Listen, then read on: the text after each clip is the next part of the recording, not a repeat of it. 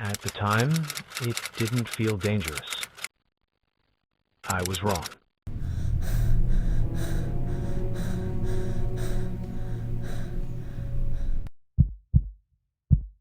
I was 10 years old when this happened. My mom had gone out to buy groceries. I stayed home shooting hoops in the street with an old basketball from the garage. I remember the sound of it bouncing against the pavement, echoing between the houses. After a while, I stopped to catch my breath. I leaned on the ball and looked back toward the house. That's when I saw someone at the upstairs window. At first, it was just a shape, a dark silhouette standing behind the glass, slightly pulled back from the sunlight. I blinked a few times, thinking maybe it was a reflection. It wasn't. Someone was standing there, watching. The window was my sister's bedroom. No one else was supposed to be home. I dropped the ball and ran around the side of the house. I burst through the front door and slammed it shut behind me. My heart was pounding so hard it hurt. I yelled up the stairs, asking who was home. For a moment, there was nothing. Then, a voice answered. "Brad, come upstairs." It wasn't my mom. It wasn't my sister. It wasn't my dad. The voice was deeper, calm, like someone trying very hard to sound normal. I didn't go near the stairs. I ran straight through the house, grabbed the cordless phone, and bolted back outside. I called my mom, crying so hard I could barely talk. She told me to stay put and called the police. A patrol car arrived almost at the same time she did. The officers went inside. They checked every room, closets, under beds, even the attic. They didn't find anyone. No broken windows, no forced entry. After a while, my mom started to doubt me. She warned me that if I'd made it up, I'd be in serious trouble for wasting everyone's time. That night, I couldn't sleep. I kept replaying the voice in my head, the way it said my name. I don't know what time it was that I woke. It was still dark. My room was quiet.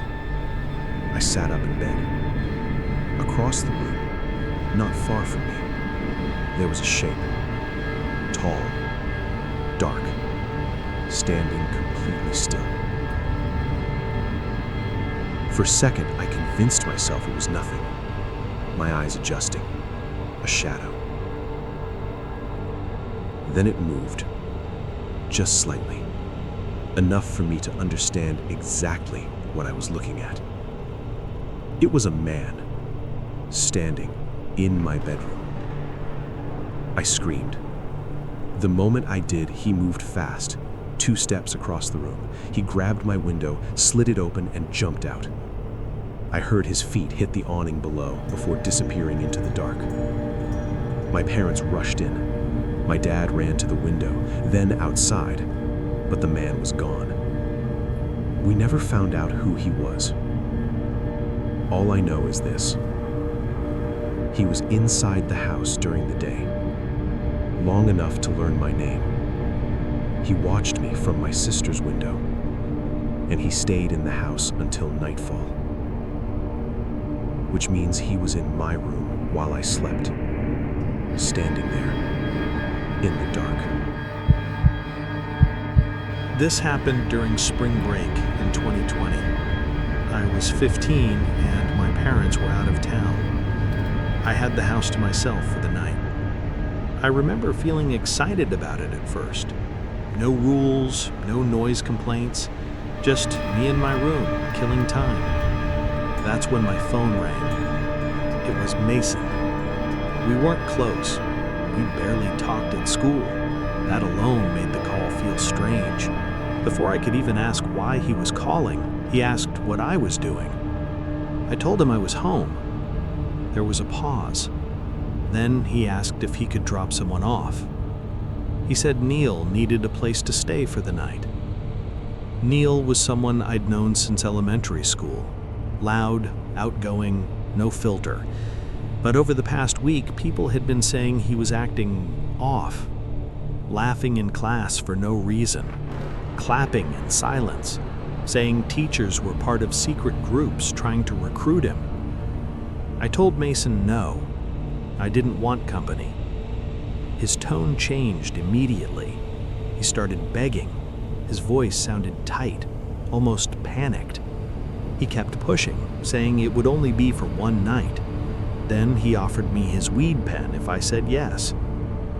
I shouldn't have agreed, but I did.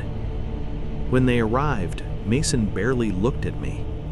Before leaving, he grabbed Neil by the shoulders and stared directly into his eyes. His voice cracked.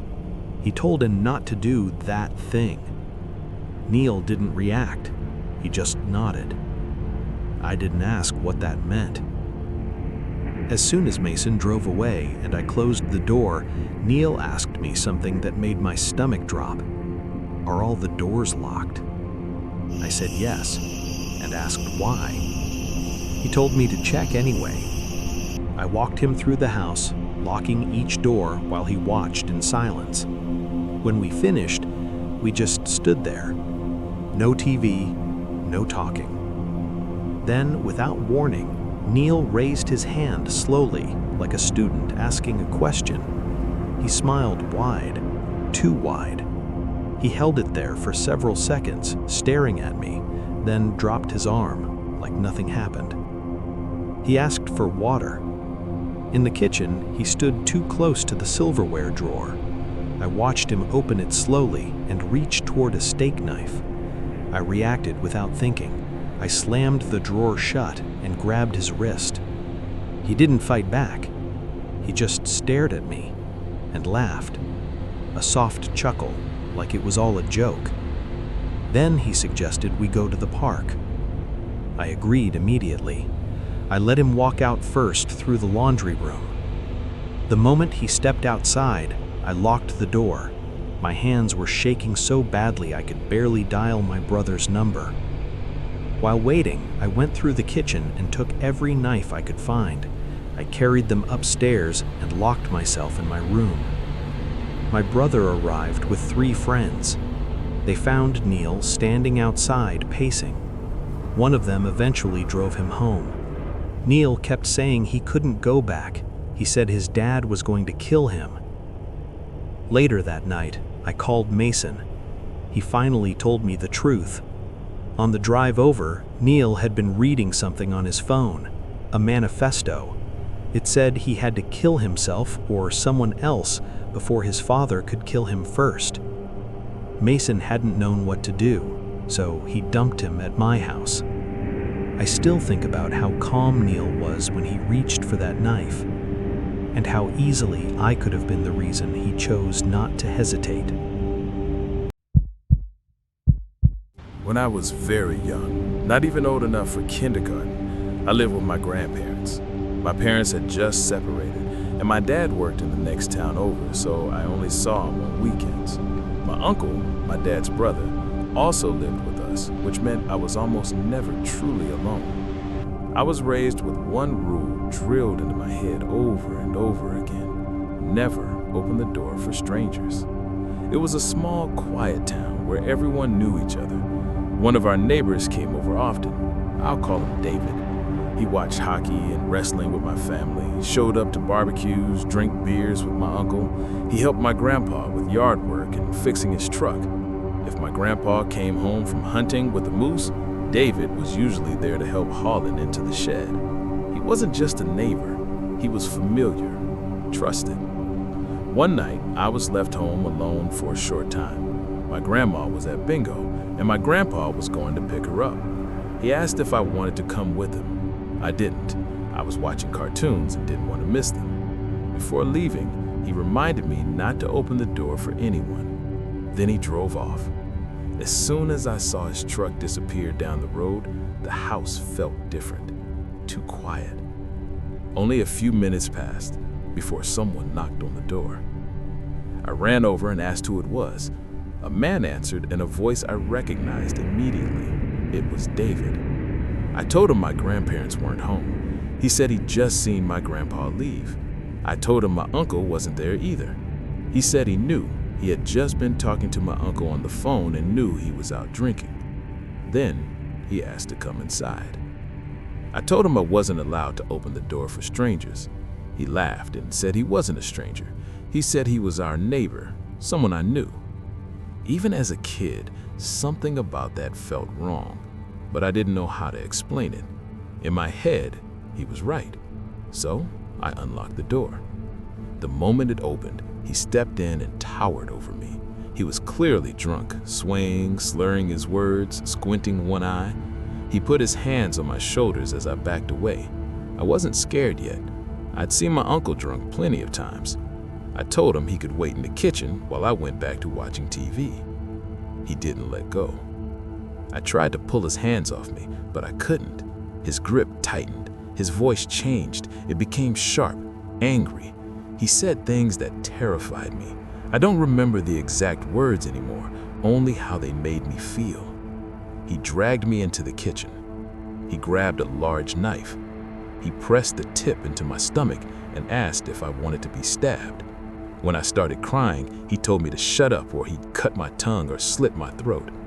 Then he dragged the dull side of the blade across my neck, slowly, just to show me he meant it. That's when I heard a truck pulling into the driveway. Car door slammed. Relief hit me so hard I almost screamed. Before I could make a sound, David clamped his hand over my mouth and turned us towards the doorway. My grandma walked in first. The smile dropped from her face instantly when she saw him holding me with the knife. She screamed for my grandpa. My grandpa rushed in, shouting in pure rage. The moment he understood what he was seeing, he charged forward without hesitation. David shoved me to the floor. My grandma grabbed me, held me tight and turned my face away while telling me I was safe. I could still hear the struggle behind me, the shouting, the impact of bodies hitting furniture. Eventually, it stopped. When I finally looked up, my grandpa was forcing David out the front door, screaming at him to never come back before slamming it shut. As I got older, I started to understand what really happened that night. David hadn't just shown up randomly. He knew my uncle wasn't home. He knew my grandma was at bingo. He watched my grandpa leave. He waited. Years later, after my grandpa passed, I was sitting with my grandma talking about old memories. I brought up that night, talking about how heroic my grandpa had been. She didn't smile. She looked uncomfortable. She asked if I remembered that my grandpa went hunting that same night. I barely remembered him leaving again. Hunting at night wasn't something he usually did unless it involved camping. When I asked why, she couldn't remember. But something didn't sit right.